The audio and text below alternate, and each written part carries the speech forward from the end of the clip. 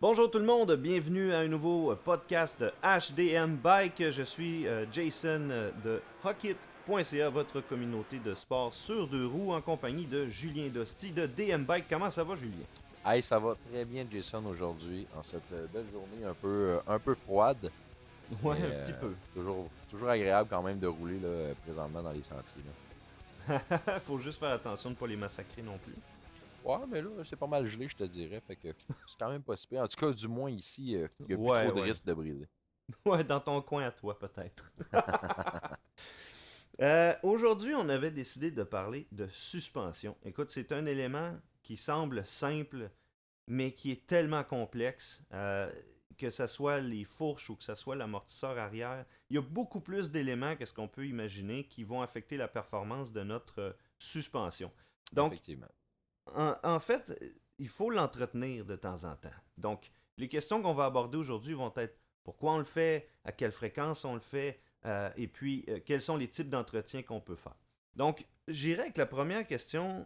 Pourquoi dois-je entretenir ma suspension? Ça fait, mettons, que ça fait 3 ans que j'ai mon vélo. Elle fonctionne encore. Qu'est-ce qui fait que je dois, à un moment donné, faire un entretien dessus? Pourquoi je le ferais? En fait, il y a deux raisons principales pour faire un entretien de suspension. La première, c'est pour éviter les bris, OK? Donc, parce que au fur et à mesure qu'une suspension subit des cycles. Donc, quand la suspension elle bouge, elle subit énormément de cycles au cours de sa vie. Donc, il y a de l'usure qui peut se faire. Donc, du côté préventif de la chose, pour éviter les bris, on va faire un rebuild de suspension. Donc, ça, c'est le premier élément, vraiment pour l'aspect, pour que la suspension reste fonctionnelle. Mais au-delà de ça, c'est vraiment l'aspect performance. Quelqu'un, OK, que ça fait 3, 4, 5 ans qu'il a son vélo, qui me dit ah, moi, mes suspensions vont encore très bien, j'ai pas besoin de faire ça. En fait, c'est faux.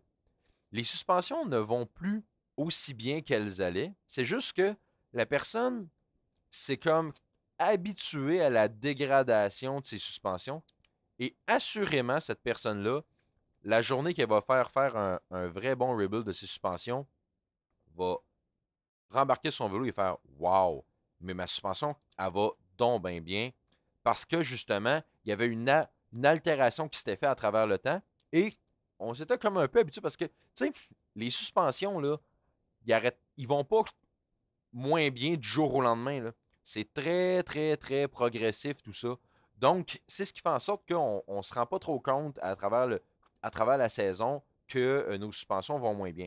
C'est sûr que moi, personnellement, qui est beaucoup plus conscient de ces éléments-là et tout, euh, quand ma fourche commence à moins bien répondre un peu, je m'en rends compte assez rapidement. Mais la majorité des gens n'ont pas cette conscience-là au niveau de leur suspension et c'est ce qui fait qu'ils s'habituent à ça. Puis quand ils vont faire un rebuild, comme je dis, ils vont comme waouh, ils ont l'impression d'avoir un nouveau vélo. Là. Ouais, je comprends. Puis en même temps, tu sais, l'autre fois, on parlait d'entreposage de vélo, puis tu me disais qu'il y a aucune position où il n'y a rien qui va maganer, dans le fond, un vélo, s'il est entreposé à l'endroit, à l'envers, s'il bouge pas. Par contre, on parlait des seals qui pourraient être affectés soit par le froid ou par l'inactivité. Est-ce que c'est possible? Ouais, ben, en fait, justement, c'est que à travers le temps, les seals et les dust wipers, donc les caches-poussières qui servent à empêcher la cochonnerie de pénétrer à l'intérieur de la suspension, vont s'altérer avec le temps.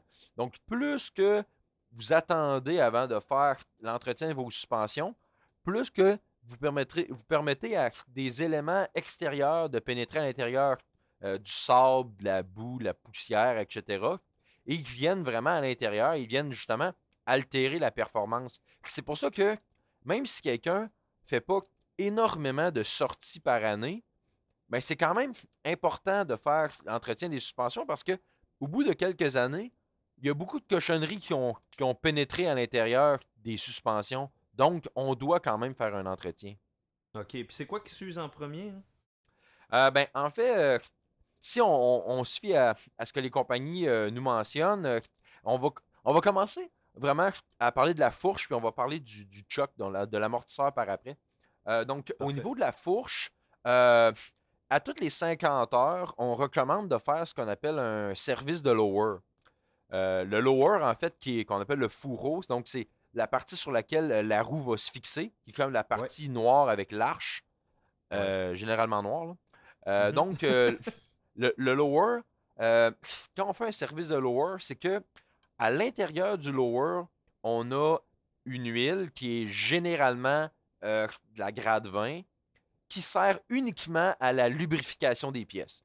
C'est juste OK. à ça que ça sert. Là, on Et parle pas de l'huile qui sert à l'amortissement avec la non, c'est ça. vessie et tout ça. C'est OK, ça. Là, on OK. parle vraiment d'une huile de lubrification. S'assurer que D'accord. tout est bien lubrifié, puis que la suspension, il n'y ait pas de frottement et d'usure de pièces.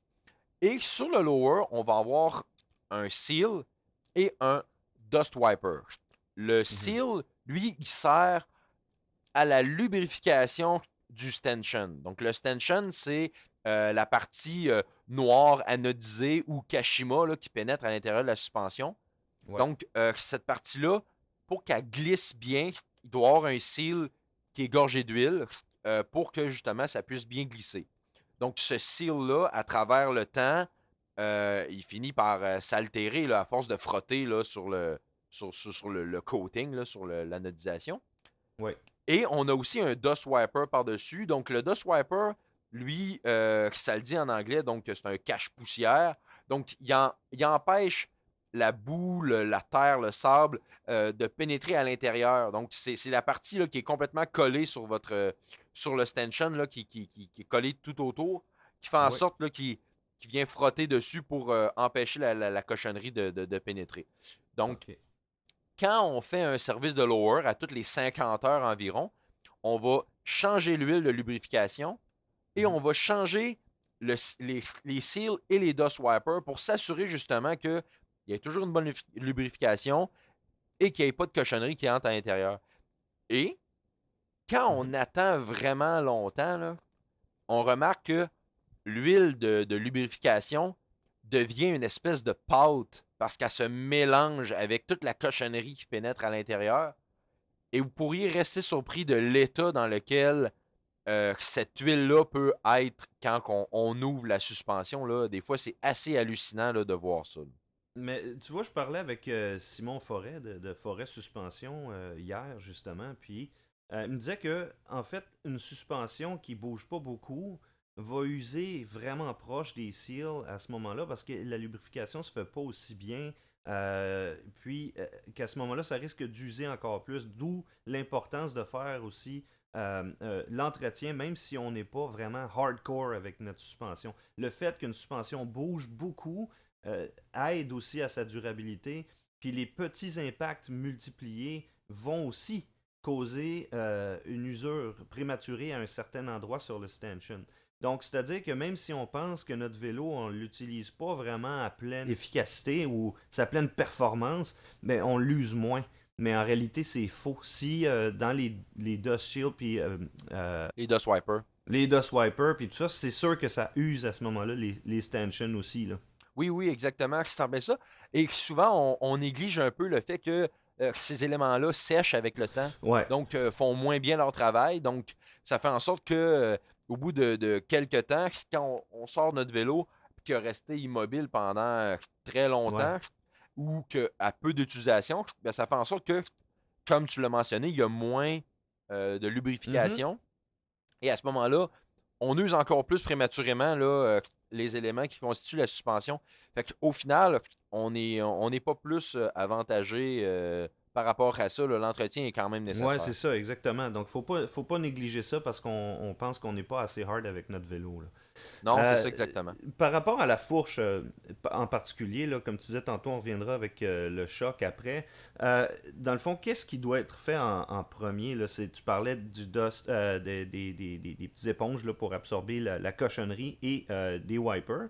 Et puis après ça, qu'est-ce qui doit être fait de temps en temps sur une fourche? Bon, tantôt je parlais du service de lower. Le service de lower Oui, qui est à faire aux 50 heures environ. ouais. Et par la suite, là, le full rebuild qu'on appelle, là, le gros entretien, là, on va avoir vraiment un démontage de la cartouche et du ressort. Ah ah, OK. La cartouche, OK, en fait, c'est le côté où il y a tous les pitons d'ajustement, là, rebound, compression et tout, là. Mhm. Ça, c'est la cartouche. OK. Donc, au niveau de ce qui contrôle l'amortissement de votre suspension, c'est la cartouche. OK? Mhm. Donc, à l'intérieur de cette cartouche-là, on va avoir de l'huile, on va avoir des valves, il y a plein de choses. Et il y a vraiment différents types de cartouches. Il y a des cartouches à bladder, open bat, IFP. Donc, il y a différents types de cartouches. Et ça va venir influencer vraiment au niveau de l'entretien et au niveau de la difficulté d'entretien aussi. OK. Donc, par exemple, une cartouche open bat est beaucoup plus facile d'entretien qu'une cartouche à bladder, par exemple. OK? Bon, c'est peut-être des choses un peu abstraites comme mots, là. Ça serait long de vous expliquer tout ça. Mais pourquoi je vous mentionne ça, c'est que faut pas surprendre que certaines fourches peuvent coûter plus cher à entretenir que d'autres, justement à cause que sont plus longues à entretenir, à cause des différents types de cartouches qu'ils vont avoir à l'intérieur. Fait que c'est pour ça que je vous mentionne ça. OK. Ben, c'est vrai que, bon, des principes de suspension, il n'y en a pas des milliers. Par contre, des variations sur un même thème, là, il y en a pas mal. Puis c'est là que ça devient très complexe. Exactement, exactement. Puis c'est ça. Donc, quand on va faire un full rebuild, ce qu'ils vont faire, c'est qu'ils vont vraiment démonter la cartouche en entier et ils vont changer l'huile de cette cartouche-là parce que c'est pas la même huile. L'huile d'amortissement va être généralement de la grade 5, 7.5, comparativement à l'huile des lower qu'on parlait pour la lubrification, qui est de la grade 20 généralement. Donc, c'est pas le même type d'huile parce que là, on a une huile d'amortissement. Et à l'intérieur de la cartouche, bon, comme tu l'as mentionné un peu en entrée de jeu, il y a toutes les valves pour l'amortissement, tous les ajustements et tout. Donc, il y a vraiment là, une multitude de pièces à l'intérieur de ça, plein, plein, plein de petites pièces qu'il faut démonter. Donc, cette complexité-là là, va vraiment là, influencer la performance, mais aussi la job qu'il faut faire là, lors du rebuild de la suspension. Euh, Ouais, j'imagine que c'est un travail qui prend quand même une certaine minutie, là. C'est pas simple. non, non, c'est ça exactement. Et chose importante à savoir aussi, c'est au niveau du prix que ça coûte faire des rebuilds. En fait, Mhm. de un, le prix va en conséquence, le fait que c'est long à faire, hein, ça prend pas 10 minutes, mais aussi est influencé par les pièces qu'on va mettre à l'intérieur, donc les types de seal et tout. Donc, tu sais, il y a des qualités de seal. Donc, par exemple, chez Fox, on utilise des seals SKF qui sont nettement de meilleure qualité, OK. qui sont plus low friction qu'on appelle, donc qui vont avoir moins de friction, donc qui vont aider à la performance de la suspension. Donc ces seals-là sont un petit peu plus dispendieux. Donc ça fait en sorte qu'au final, le coût, du rebuild est influencé là, par ces choses-là. Donc c'est pour ça qu'il y a des variantes aussi entre les rebuilds. Là, c'est pas un prix fixe. Donc, dépendamment de la suspension qu'on va rebuilder, on n'aura pas les mêmes pièces, on n'aura pas les mêmes seals et tout. Donc, on va avoir un prix différent. Donc, c'est ce qui vient un peu varier le prix à ce niveau-là, là. OK, OK. Ben, c'est important de le savoir parce dans le fond, d'une fourche à l'autre, comme tu dis, il y a des variantes dans le système, dans la complexité. Donc, il faut pas nécessairement s'attendre à ce que ça coûte la même chose d'une fourche à l'autre. Puis, une autre chose que j'ai appris, c'est qu'évidemment, une fourche qui est assemblée en usine va pas recevoir autant d'attention que ce que quelqu'un qui est spécialisé là, dans le rebuild ou dans l'entretien des suspensions peut vous donner. Par exemple, juste le fait d'aspirer les bulles d'air qui peuvent être contenues dans l'huile vont faire en sorte que quand la température monte dans notre fourche, on va avoir moins de perte de performance, par exemple. Donc, Ouais, l'émulsion qu'on appelle. Ouais, exactement. Donc, c'est une bonne chose de savoir que votre fourche pourrait fonctionner encore mieux si elle était entretenue professionnellement par quelqu'un qui sait ce qu'il fait. Ouais, exactement. Et aussi, souvent, on va retrouver beaucoup trop de graisse, par exemple, dans le ressort, dans le spring. OK. Généralement, qui va influencer aussi la performance du ressort. On va voir souvent un surplus de graisse dans le spring négatif. Parce Ouais, que oui, sur une fourche, il y a un spring positif et un spring négatif. On effectivement. pourra faire un podcast pour expliquer toute cette dynamique-là. Ça pourrait être intéressant. Effectivement. Mais on ne s'attendra pas là-dessus présentement. Il y a encore beaucoup de choses à dire sur les suspensions. On ne va pas vous garder pendant 2 heures. Mais c'est ça, il y a souvent beaucoup de graisse dans le spray négatif qui vient altérer la performance. Et ça, c'est dû justement à l'assemblage en usine qui est fait très rapidement et où les compagnies ne s'attardent pas trop là, à ces détails-là. Donc, comme tu l'as mentionné, de faire son rebuild par un professionnel va tellement améliorer la performance. Juste moi, personnellement, ma fourche qui était neuve, ma Fox 36 qui était neuve, Mhm. euh, quand je l'ai envoyée à Simon, chez Simon Forêt, Ouais. chez Forêt Suspension, là, Mhm. quand il est revenu, pourtant, il n'a rien changé de particulier sur ma suspension, mais juste parce que il avait fait un bon entretien dessus de la bonne façon, la performance était tellement différente. J'avais carrément une nouvelle fourche, alors que à la base, il n'y avait rien modifié. Il n'a pas changé la cartouche, il n'y a rien modifié sur ma fourche, mais je trouvais tellement que ma fourche allait mieux, justement à cause de la job qu'il avait faite dessus. Donc, la personne qui rebuild votre suspension peut vraiment influencer la performance si le travail est bien fait, là. Ah, c'est super ça. Puis, moi, j'ai une petite question par rapport à ce que nous, en tant que rider, dans le fond, sur notre vélo, qu'est-ce qu'on peut faire pour maintenir l'état de notre suspension, là, pour, dans le fond, qu'elle dure plus longtemps, qu'elle performe bien? Qu'est-ce que moi, je peux faire chez nous en arrivant après une ride pour euh, entretenir ma suspension moi-même? En fait, il y a plus ou moins quelque chose à faire comme tel. Euh, c'est sûr que il existe des huiles pour stanchion. Moi, personnellement, j'utilise ça. Moi, je trouve que ça travaille très, très bien. On met ça sur le stanchion et on pompe la suspension. Ça aide justement à réduire un peu la friction. C'est sûr que ça peut faire en sorte que parfois la poussière peut rentrer un petit peu plus à l'intérieur de la suspension, mais ça augmente un peu la performance, empêche les DOS de coller sur le stanchion. OK. Donc, ça permet d'améliorer un peu le glissement. Par contre, ça demande à apporter un petit peu plus d'attention à nos suspensions. Je dirais que la meilleure chose à faire, c'est vraiment de respecter le rebuild minimalement une fois par année. Un OK. rebuild, théoriquement, full rebuild, là, on devrait faire ça aux 150 heures environ. OK. Toutes marques confondues, là, c'est à peu près ça la moyenne que les compagnies recommandent. Et bon, grosso modo, c'est à chaque saison. C'est sûr que si je veux être vraiment le 100% optimal, Ouais. de faire mon service de lower aux 50 heures va vraiment améliorer, là, va s'assurer que j'ai un rendement optimal là, à peu près tout le long de ma saison. Mais sinon, là, si on veut comme limiter les coûts un peu, parce que, bon, un service de lower, ben, il faut quand même acheter les seals et tout. Donc, c'est quelque chose qu'on peut faire soi-même à la maison.